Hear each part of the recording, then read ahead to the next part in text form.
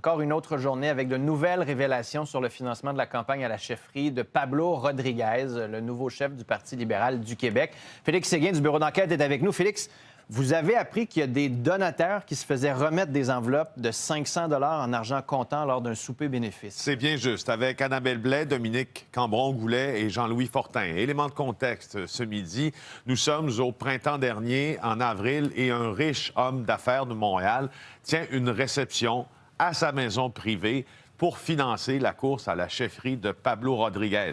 Alors, on a incité une vingtaine de personnes, selon les informations que nous avons pu apprendre, à donner le maximum autorisé par la loi, c'est-à-dire 500 $, mais à la clé, il y avait un remboursement de cet homme d'affaires de 500 $ au donateur.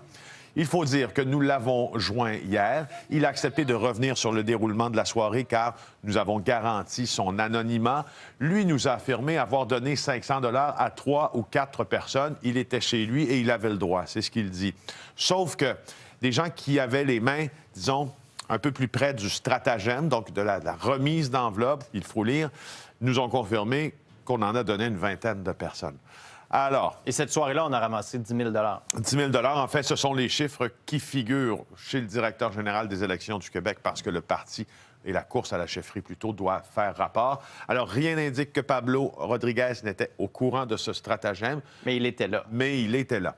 Alors, ce qui est curieux, en fait, sans dire curieux, ce qui nécessite des éclaircissements, ce sont les réponses qui nous ont été fournies en début de soirée par le porte-parole de la course à la chefferie de Pablo Rodriguez. On nous a dit finalement que cette personne-là devait se dénoncer. Le parti sait c'est qui, lui a demandé de se dénoncer aujourd'hui au DGEQ, sinon quoi, le parti allait dénoncer lui-même cet état de fait au directeur général des élections. J'ai vérifié tantôt, à midi, il ne s'est pas encore dénoncé. Parce que ce serait illégal. Il y a eu l'histoire des brownies où on payait pour voter, où on a appris que c'était légal jusqu'à tout récemment, mais payer, rembourser un don électoral, techniquement, on n'a pas le droit de faire ça. À sa face même, la loi le stipule. La loi sur les élections au Québec affirme qu'on n'a pas le droit. Il n'y a pas de contrepartie. L'argent doit venir de ses biens personnels, donc de son compte en banque.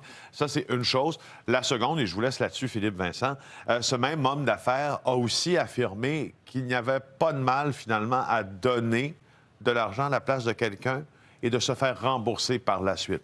Donc, il appelle un prête-nom, normalement. Il insinue qu'il se fera rembourser l'argent qu'il a lui-même prêté pour inciter quelqu'un à donner. Okay. On verra bien si ça se fait. C'est la première fois que nous en entendions parler.